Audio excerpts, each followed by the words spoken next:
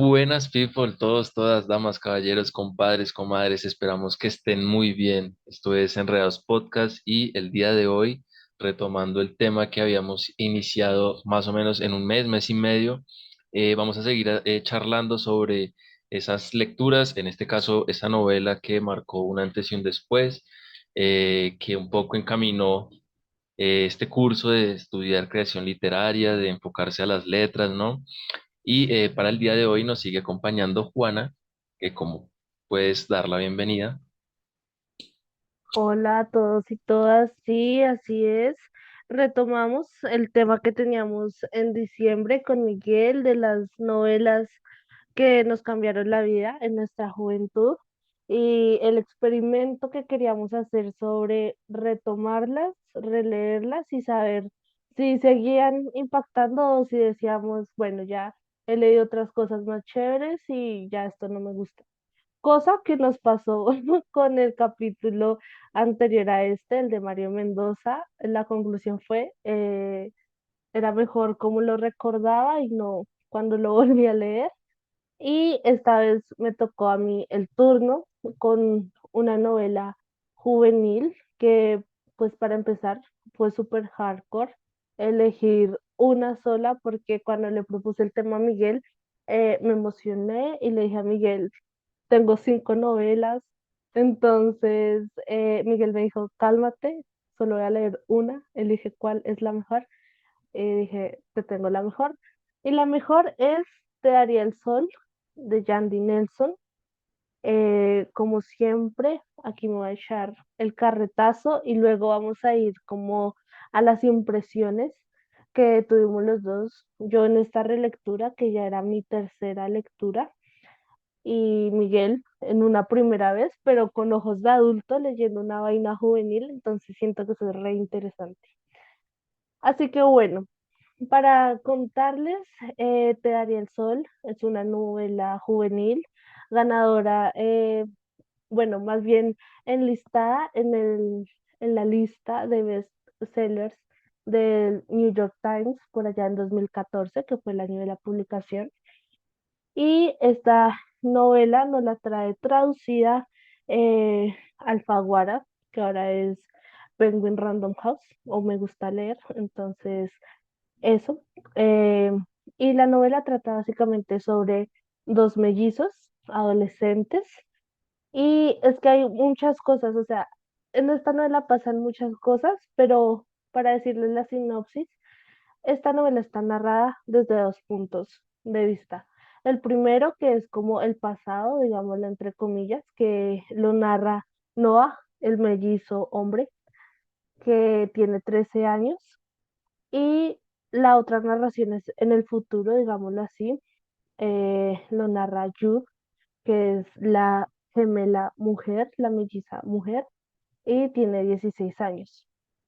Y lo interesante es que en la mitad pasó algo que no sabemos qué fue exactamente, pero en los 13 años los gemelos se llevan bien y se hablan, pero en los 16 ya no. Entonces, este libro es como la aventura de ir descubriendo qué es lo que pasó, por qué se separaron, por qué se dejaron de hablar, em, y muchas cosas muy interesantes. Siento que este libro, cuando yo lo leí, eh, me voló la cabeza la primera vez. Y esta vez, como con la autoridad que tal vez tenga al ser profesional en letras, me siguió volando la cabeza y dije, vale la pena. O sea, me volví a emocionar tanto que, aunque lo leía incluso con ojos de correctora de estilo, posiblemente, decía top, top. Entonces, vamos a hablar de eso. Primero quiero escuchar a Miguel. Obviamente van a haber spoilers, pero trataré de avisarlos porque siento que igual es un libro que vale mucho la pena leer, así ustedes tengan 40 años. Siento que es perfecto, entonces, nada, escuchemos las impresiones de Miguel. Bueno, yo al inicio, esta lectura tomó mucho tiempo porque la empezamos a hacer, o no es, yo la empecé a hacer por allá como en noviembre, diciembre, y la continué hace poco, y cuando fue el inicio, sí sentía como un poco de, de estar perdido, ¿no? Como estar desorientado, no sabía cómo la situación. Pero es curioso por lo mismo que mencionas, a medida que uno va leyendo la novela, se va desenredando esa pita, pues, y va entendiendo que hay una situación previa y una situación posterior, y que está narrado por dos personas distintas, pero este juego como de lista de tal persona, digamos, Noah, 13 años, y ahí empieza la narración, es como, espera, espera, esto es muy extraño. Y cuando fue la posterior, la de Jude, 16 años, ¿qué? Pero si ahorita tenía 13, no entiendo. Fue como adaptarse un poco a la lectura, pero eso es como la estructura en últimas de la novela. Eso me gustó, por ejemplo, esa forma como de saltar el pasado, el presente, eso me gustó mucho. Este, me pareció muy curioso porque yo creo que esta lectura se puede hacer ya comparándola con Mario Mendoza. Creo que la de Mario Mendoza no se podía hacer en su momento comparándola con esta. Pero yo la comparaba y me ponía a pensar como qué cosas había en una y en la otra no tanto, quizás. Y como la conclusión que saqué fue que, digamos que en Mario Mendoza siempre están pasando muchas cosas, ¿no? Como que es acción tras acción, tras acción, tras acción, pero si uno se pone a pensar en introspección del personaje, no hay mucho, realmente no hay nada, salvo lo quizás un poco estereotipo de un tipo que es bueno y malo, ¿no? Que está como dividido en esta cuestión de la doble personalidad, del trastorno bipolar. Y en este caso, con esta novela, es todo lo contrario. Siento que no pasan muchas cosas, o a lo mejor sí pasan muchas cosas, pero no tan impactantes como en Lady Massacre, pero aquí sí hay como mucho desarrollo en cuanto a la introspección de los personajes. Pero hay una cosa que yo me ponía a pensar y es que, claro, hay un salto del pasado al presente y en un momento yo, la conclusión que saqué, incluso Jude también la sacó, y es que las personalidades se truecan, se intercalan, ¿no? Como que ese niño nervioso que antes era Noah, ahora es la Jude, que es súper deportiva, ¿no? Que es súper valiente, extrovertida, ¿no? Eso se truecan esas dos personalidades, ¿no? Pero como está narrado por Noah, introvertido en el pasado, y ahora en el presente es la Jude introvertida, sentía que había como una similitud y no, o sea, podría decir que es diferente personaje porque la narradora lo dice así, pero si uno se pone a pensar, no es tanta la sensación de distinción porque están pasando por la misma etapa, ¿no? Me hubiera gustado en un momento haber como leído esa parte de la Jude extrovertida a los 13 años, ¿no? Y haber conocido un poco la parte extrovertida de No en el futuro. Pero yo me ponía a pensar y esto está marcado por mucho la situación de roles de género, uy, pero harto, harto, ¿no? A Noah tiene que comportarse de tal forma como un muchacho que le gusta el deporte, que sale con mujeres, que debe ser súper extrovertido, ¿no? El centro de atención, que no debe ser que debe ser, entre comillas, el bully un poco, mientras que a Jude debe ser todo lo contrario, que debe ser un poco más femenina, ¿no? Que debe ser un poco más recatada, no ser tan extrovertida, no usar pintalabios, no usar falda. A mí me pareció muy extraño eso en relación a los padres porque aunque ellos no son como un centro de atención todo el tiempo, sí marcan algo, ¿no? Como que el padre se la lleva más con Jude porque es deportiva, pero la mamá se la lleva más con Noah porque está más enfocada al arte, aunque en últimas ambos están enfocados al arte en distintas cosas, por ejemplo, Jude en la escultura y Noah más como en la pintura. A mí me pareció muy curioso como ese juego y no sé esta novela en qué año fue publicada, tú lo acabas de mencionar. Sí, esta novela es del 2014. 2014, no, sí, creo que incluso tiene sentido que para ese entonces ya se esté hablando tanto de ese tema, o al menos sea tan consciente de ese tema de los roles de género. A mí me pareció algo bastante interesante, y yo no sé, a mí me gustó mucho las partes cuando era de Noah, no sé por qué, siento que empaticé mucho con Noah en el pasado, más que con Jude en el futuro, porque era bonito, o sea, era bonito, era lindo, es que era un muchacho muy introvertido, en sentido, y muy introvertido y además que tenía como este anhelo de sensibilidad, era muy sensible, ¿no? Y esta historia con Brian también me gustó mucho, no sé, me pareció muy tierna, parece como que estaba confundido en algunas partes respecto a qué estaría pensando Brian, ¿será que sí, será que no? No sé, eso me pareció bastante raro y creo que esa parte aquí, yo creo, como esto viene con spoilers, ya se puede hablar de eso. Respecto a la fiesta, que hay una parte en donde Jude, bueno, como que hay una fiesta en una casa, no recuerdo muy bien, y están Jude y está Noah. Y en esta fiesta también fue Brian, que es como el ligue de Noah, el ligue secreto, por lo mismo, porque son hombres. Y en la fiesta ambos se ven como un poco molestos, como un poco incómodos, pero Brian dice, no, simplemente es una fiesta, o sea, no va a pasar nada más. Y hay como una especie de actividad en donde los meten a un armario y en ese armario tienen como cierto tiempo para hacer lo que sea, lo que suceda. Y claro, Noah siente algo por Brian. Brian, al parecer, puede que sí, puede que no, en ese momento no se sabe mucho. Eh, pero a Noah le sale otra muchacha, entran al closet, sucede lo que sucede, él la ve imaginando que es Brian, ¿no? Y luego le sucede el turno a Brian, pero la cagadota de aquí, de esta parte, es que a Brian le sale la hermana, marica, le sale Jude, y claro, Noah queda como, esta perra, ¿cómo lo hizo? Ahí esa parte es muy chistosa, pero también es como muy dramática, es como mucha tensión. Y claro, él no quiere ver esa situación. Y él se va, él se abre, vuelve a la casa, y ahí es cuando sucede el salto al futuro, que creo que es una parte que quiebra mucho. No es la parte, no sé si cuando tú iniciaste mencionando que cuál era la situación o cuál era la causa para que ellos dejaran de hablar, ¿te referías a esta o te referías a la mamá, a la muerte de la mamá?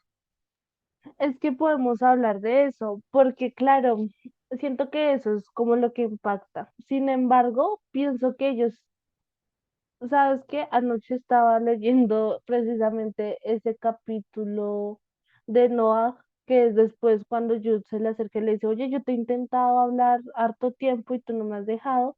Con Brian no pasó nada, porque también empiezan a suceder una serie de cosas que a él le dan como el indicio de que Jude sí está enamorada de Brian y Brian está enamorado de Jude, porque a Brian le gusta mucho el espacio y eso, y él encuentra que Jude está chateando con alguien que tiene un apodo de chico espacial.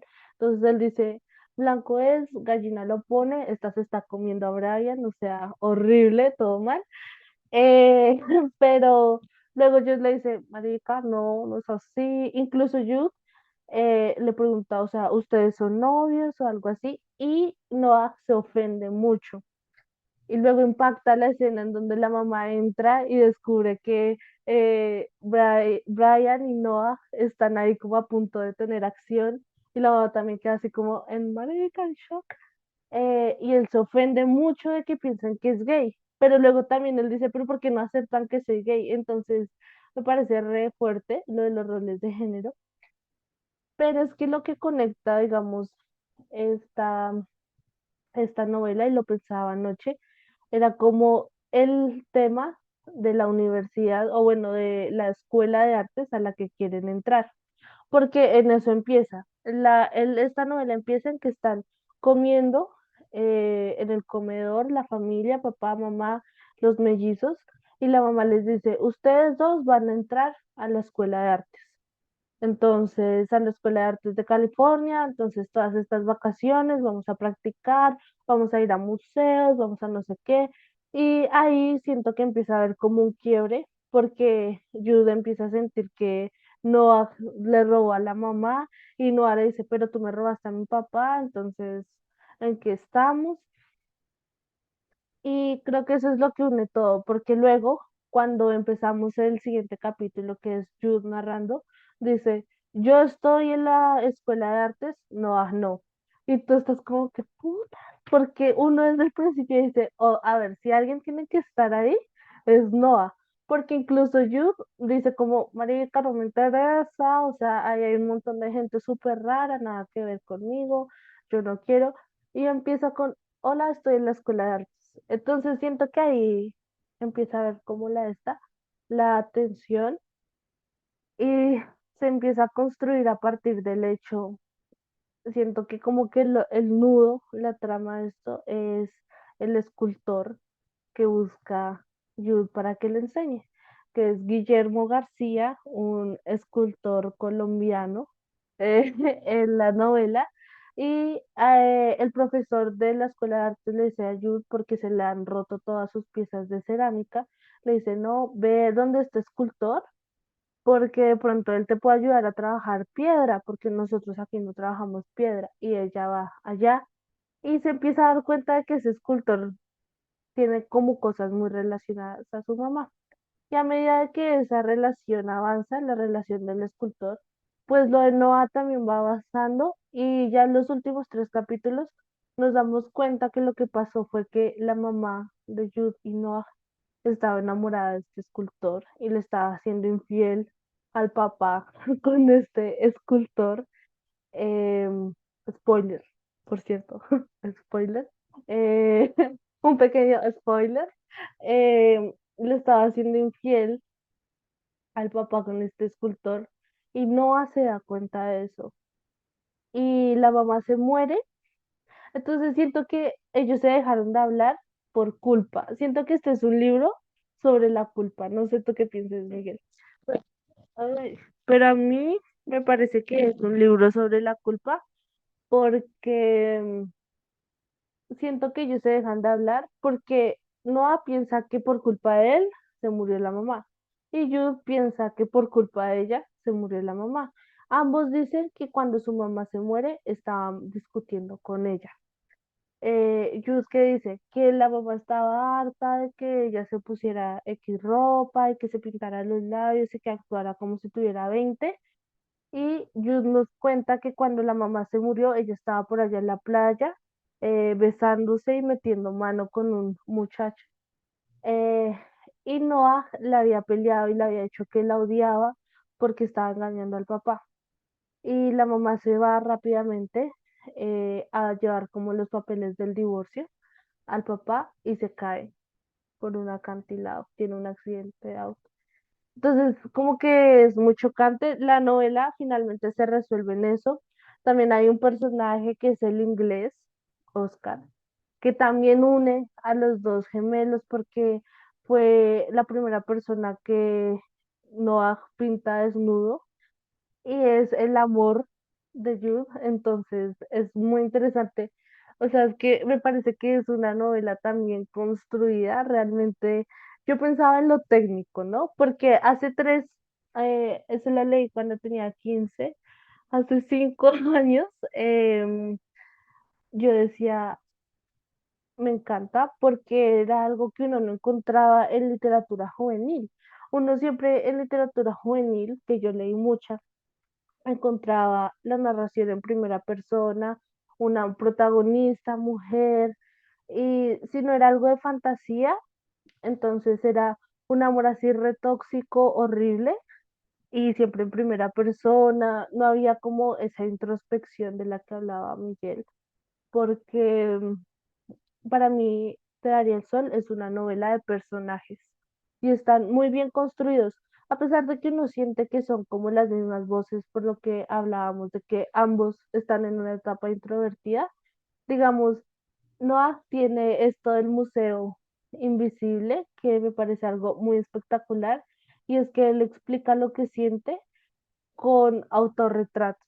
Entonces, tú estás leyendo una parte y él dice, entre paréntesis, autorretrato, chico que quiere ir nadando hacia las estrellas. Y es espectacular. Y en el final, él aplica a la Escuela de Artes de California con todos esos dibujos que nos vienen hablando todo este tiempo. Y él los dibuja y por fin vemos ese museo invisible que él tenía en su cabeza, lo vemos como en la vida real. Y Jude se ha vuelto una chica súper supersticiosa, ultra supersticiosa. Entonces ella tiene algo que es llamado como la Biblia, que es un libro que le dejó su abuela antes de morir, donde tiene como muchos agüeros, diríamos acá, muchas supersticiones, que es como, si un hombre te regala una naranja es porque eres su alma gemela. Pero si tú no quieres gustarle a ese hombre, cómete un limón. O sea, son cosas así. Y siento que eso le da como mucho top, o sea, le da mucha sazón, le da como el sabor a esta novela.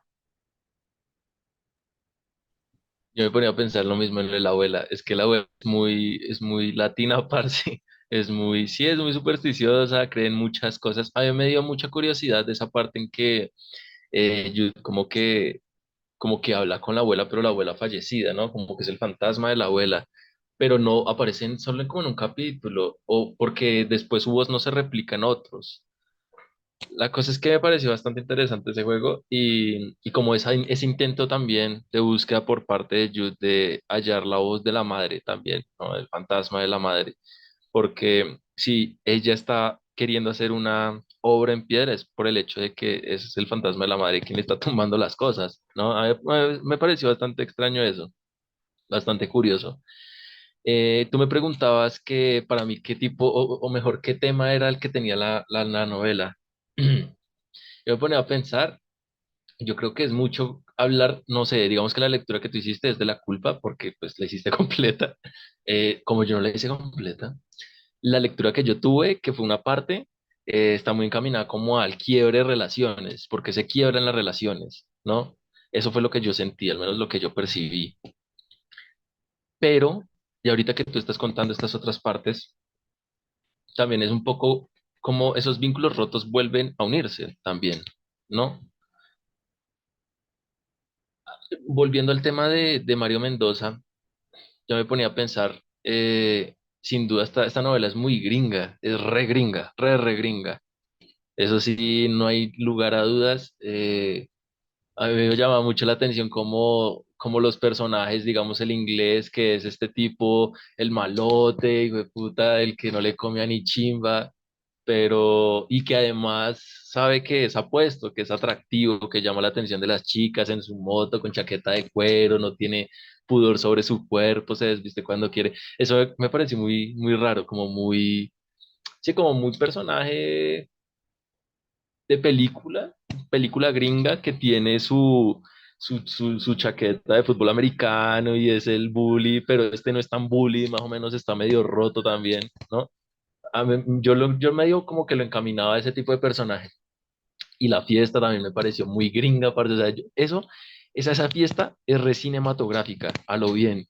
Esos personajes besándose y la fiesta por allá, como en una parte, como esta muchacha que besa a Noah, que es mucho mayor que él, toda esa imagen me pareció como muy gringa. Uno sale de fiesta, uno tiene ya 22 años, hijo de puta, y uno en qué momento vive así, weón. Yo me ponía a pensar en eso, o sea, es que es el estilo gringo, o sea, es muy gringa, es muy idealizada en ese sentido.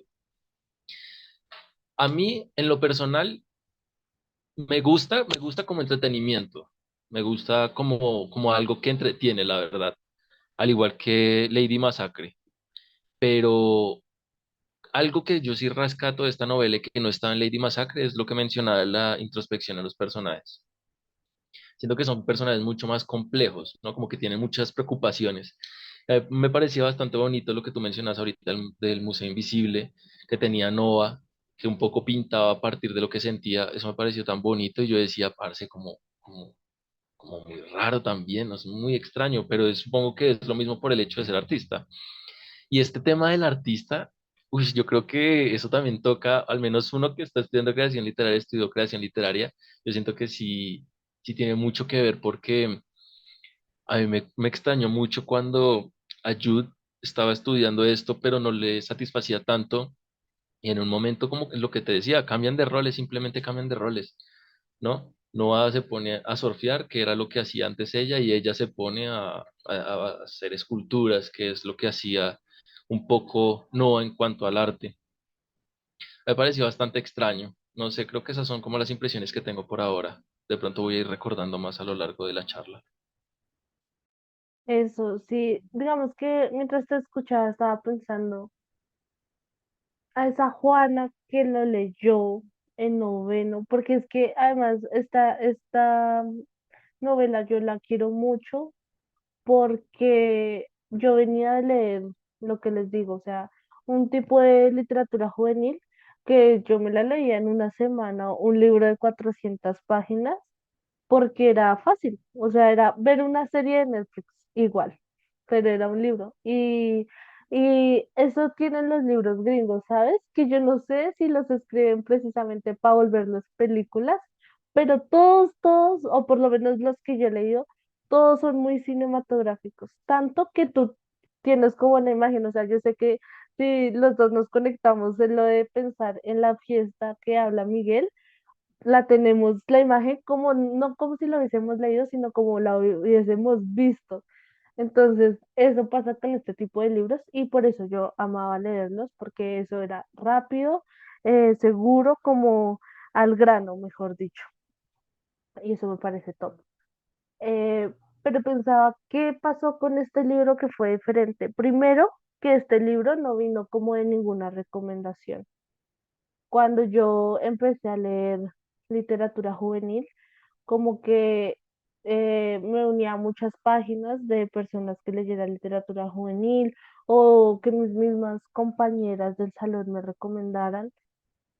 O incluso iba a Panamericana y decía como, bueno, ya me leí esta saga, ¿cuál otra saga? No, Harry Potter, no quiero leer Harry Potter, dame algo nuevo.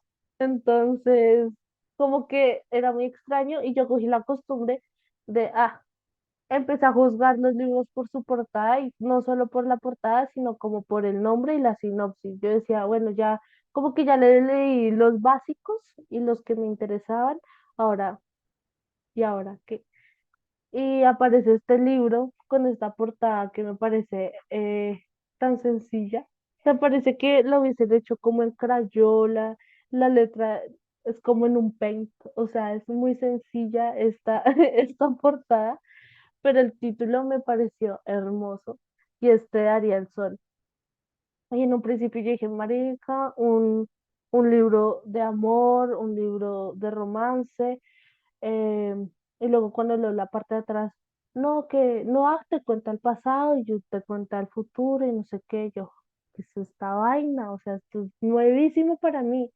Entonces, como que eh, siento que eso fue lo que me conquistó un poco. Y luego la relación de hermanos que empecé a ver, porque me acuerdo que cuando le dije a Miguel, este es el libro que vamos a leer, de pronto no lo vas a entender porque no tienes hermanos. Le dije así a Miguel. Y Miguel dijo, ok. Entonces yo decía, parte sí, porque a pesar de que mi hermano y yo nos llevamos 5 años de diferencia, que 5 años de diferencia, o sea, ya es una generación de diferencia, habían muchas cosas, o hay muchas cosas acá que llegó, marica, total, cuando pelean y se echan el agua sucia por debajo de la puerta, o sea, yo, pasa en todas las casas, o sea, me parece que es como algo tan real y es algo muy genuino, pero también la relación, no solo con lo malo, sino con lo positivo, y a eso viene el título de Te daría el sol, a que ellos, al ser gemelos, dicen, tenemos el mundo, tenemos que vivirnoslo entre los dos. ¿Tú qué quieres? Yo quiero los árboles, las estrellas, los ríos, yo quiero el mar, yo quiero la playa, yo quiero la montaña, yo quiero el sol.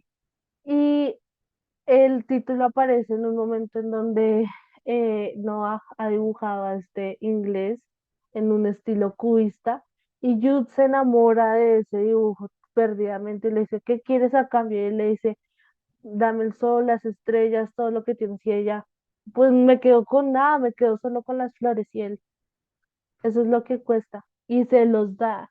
Entonces, no sé, como que a pesar de que es algo muy cursi, también me parece que es algo tan poético. Y este libro yo creo que era como un acercamiento a la literatura madura que yo quería empezar a leer. Y decía, es esto tan espectacular.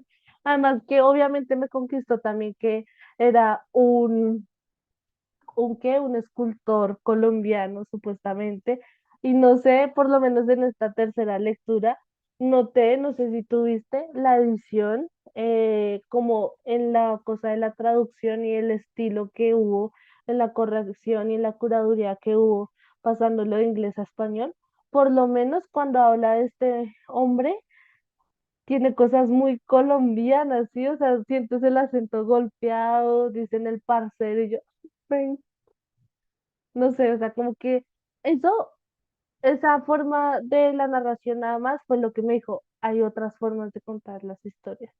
¿Qué más formas hay? Y siento que eso como que me metió la semillita de la curiosidad por saber de qué otras formas uno podía contar una historia, porque habría sido muy diferente leer esta novela solo con la perspectiva de Jude, que pasa de ser Jude extrovertida a Jude introvertida, o solo con la perspectiva de Noah, pues, habría sido algo extrañísimo y así era como funcionaba. Entonces siento que eso fue lo que más me enamoró. Sí, que le da mucha perspectiva, ¿no? Aunque sí, ¿no? Le da mucha perspectiva, en realidad, como las dos voces, aunque sean como un poco el intercambio de roles, le da mucha, mucha perspectiva. Además que lo interesante también es que desde el futuro, desde la parte en que está Jude, ella como que nos suelta de tajo lo sucedido en ese tiempo, ¿no? En ese hueco donde no hay narración, no lo suelta de tajo, entonces es como muy proporcional a medida que se va avanzando en el futuro, se va sabiendo lo que mencionas.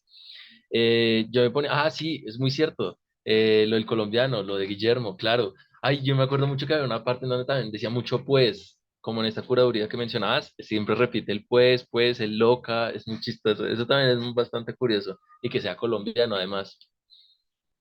A mí me gustó mucho cuando Jules le mencionaba que, bueno, casi que le rogaba que fuera su tutor para hacer la obra en piedra que se debía a su madre que había fallecido, ¿no?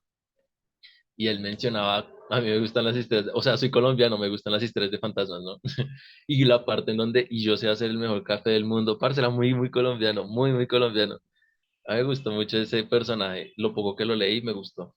Em, Ahora me pongo yo a pensar un poco, tú dices que esta lectura, tú la conociste, fue por pura casualidad, o no fue por parte del colegio, no, no te la pusieron a leer del colegio ni nada. Bueno, es curioso porque a mí la de Mario Mendoza sí me la pusieron a leer en el colegio. Y yo tenía como, yo, si en caso tal hubiese sido de que a ti también te hubiera pasado algo así, que es muy curioso porque nos ponen a leer este tipo de lecturas a cada una, ¿no? Porque yo sí leí Mario Mendoza, que es como pura acción, puro bala aquí, allá, violencia, no sé. Y por el otro lado, tú leías Te daría el sol, que es como un poco una novela más sensible, más enfocada a lo de adentro y no tanto a lo de afuera, ¿no? Yo me ponía a pensar, eso es como lo mismo lo que estamos hablando de los roles de género, o sea, como que casi nos compartimentan a partir de la lectura y nos dicen cómo debemos comportarnos a partir de la lectura. Ese creo que es un descubrimiento bastante, pues un descubrimiento que se despierta gracias a esta lectura. De por sí, si hubiera sido Mario Mendoza, no se siente, pero con el contraste de esta se siente. Entonces creo que es un trabajo en conjunto. Me parece bastante curioso también eso. Como conclusión por parte mía, yo puedo decir que a mí la novela me gustó. O sea, no, yo no, creo que yo en mi vida he leído algo juvenil a excepción de Harry Potter, parce. Solo Harry Potter, locas. Pero nunca otra cosa salvo eso. Y yo siempre tenía en mi mente que lo juvenil estaba muy enfocado como al cliché, un poco al cliché del amor, que creo que es un tema muy recurrente.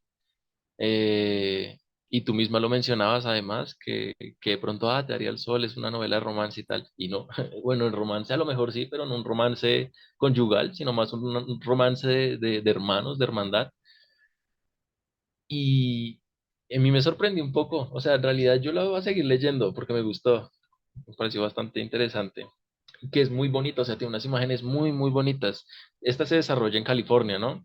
Y parce, o sea, yo nunca he estado en California, yo sé lo que es California gracias a películas, pero a esas películas es más o menos que yo un poco adaptaba las imágenes que narraban y las decía, parce, si se siente el mar, se siente el salitre, se siente los bosques, porque es muy curioso ver acá en Colombia al menos, bosque y playa. Eso no pasa acá. A cambio, allá se sentía y era muy bonito, en especial las partes en donde estaba Noah con Brian y que estaban como mariqueando por allá recogiendo piedras que eran meteoritos perdidos, ¿no? Mariqueando literal, mariqueando, sí, Sí, mariqueando. Ah, sí. Literal, literal. Pero todo eso me parecía muy bonito, ¿no? Como toda la escena. Y creo que es ese rescate también de lo rural, no tanto de lo urbano, que creo que en Mario Mendoza sí se desarrolla más eso, como la ciudad, como la calle, lo gris. Aquí no, no, aquí no se siente tanto ese gris, por el contrario, es mucho más verde, es mucho más, hay más luz, por ejemplo. Yo siento que todo eso tiene mucho que ver con Te daría el sol, además, con el color. Sí, es que eso sobre lo que hablas de las novelas, de por qué tú, Mario Mendoza, y yo te daría el sol, siento que de eso se puede sacar un análisis muy chévere. Además, por el hecho de que lo que tú dices, no me la pusieron a leer en el colegio, o sea, ya fue un momento de mi vida en donde mis papás veían que yo era proactiva leyendo, o sea, hubo un año que me leí 36 libros, pero juveniles, obviamente, y mis papás alimentaban mi hobby de leer libros, lo que fuera, porque tampoco había una auditoría de vamos a ver qué está leyendo mi hija, no, o sea, ay, pa, quiero este libro, ma, quiero este libro, bueno, ya, cógelo, cógelo. Entonces, que podíamos analizar el hecho de que en el colegio nos pusieran a leer cosas como de acción, ¿no? Porque también en el colegio propusieron Mario Mendoza, recuerdo que era Satanás, y la otra opción era el túnel. Yo leí el túnel, juro que no entendí nada del túnel en ese entonces, lo entendí en primer semestre de la universidad. Eh, pero de resto, sí es como muy impactante. Siento que también es como una estrategia de los profesores de captar como la atención de los estudiantes, ¿no? Como que, o sea, es más fácil captar la atención si a toda hora está pasando algo que si tú te pones a hablar de que, marica, me siento súper mal, la pared está súper fría, o sea, así. em, entonces siento que es como una estrategia, pero también pensaba cuando Miguel y yo nos compartimos por interno las novelas que íbamos a leer, decía, siento que uno puede sacar bastantes conclusiones de lo que ha formado en lecturas a una persona, ¿no?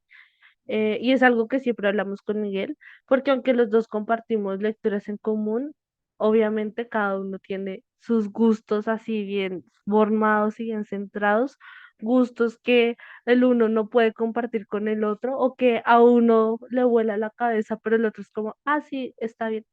Entonces, como que eso es re interesante el hecho de que, por ejemplo, a mí me haya formado una novela como esta, como Te daría el sol, y a partir de esa novela vinieron otras más que, si vienen de Instagram, han visto en mi top 5 de novelas juveniles.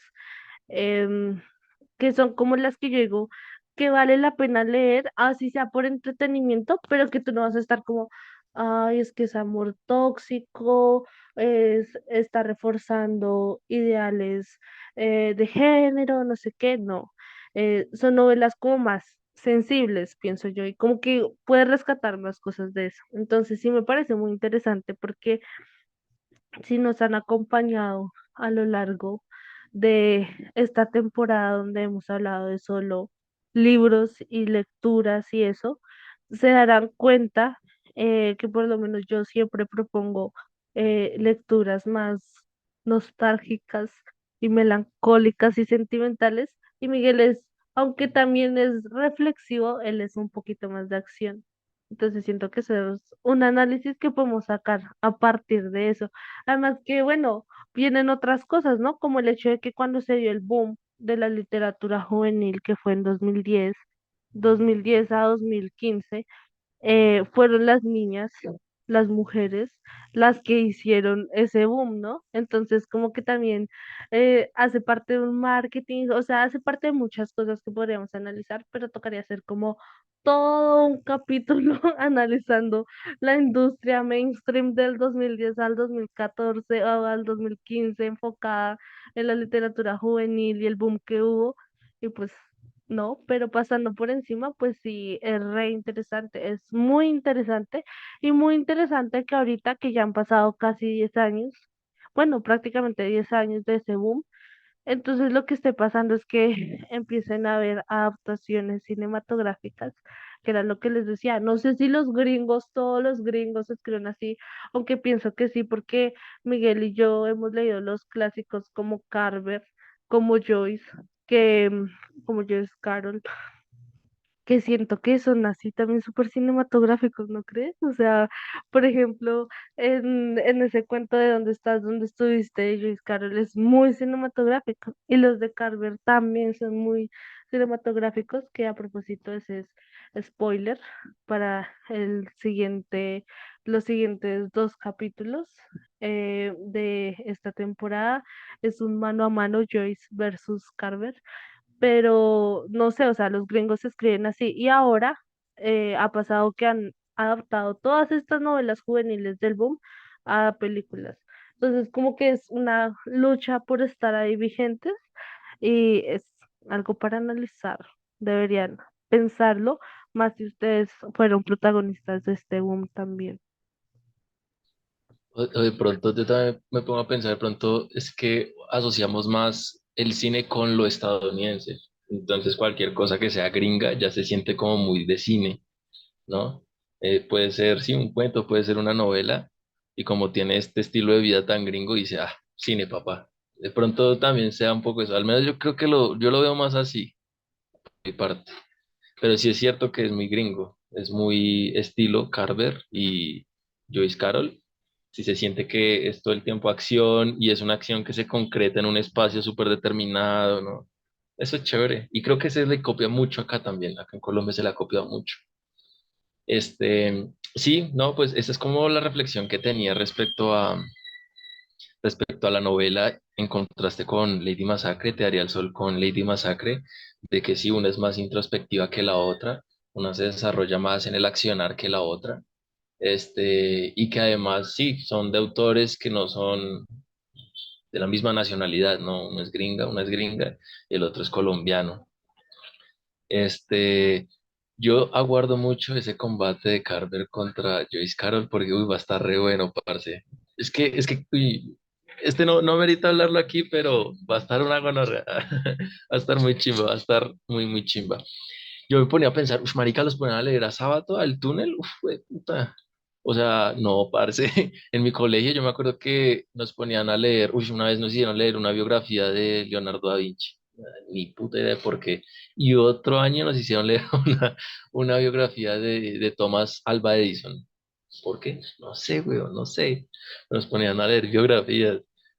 Poco novelas. Ah, bueno, literatura como más infantil que juvenil. Es que esa es otra. Yo juvenil, lo que te decía, yo el juvenil no leí mucho, pero infantil sí. Me acuerdo una mucho que era Sopa de Diamantes. No sé, ese es como el clásico, el plan lector. Ah, esa es muy áspera. Y otro que era Cuentos de terror en la boca del túnel, que ese es re gringa también. Esa sí es re gringa, ese libro es re gringo. Pero bueno, no sé si quieras como dar un último comentario, Juana.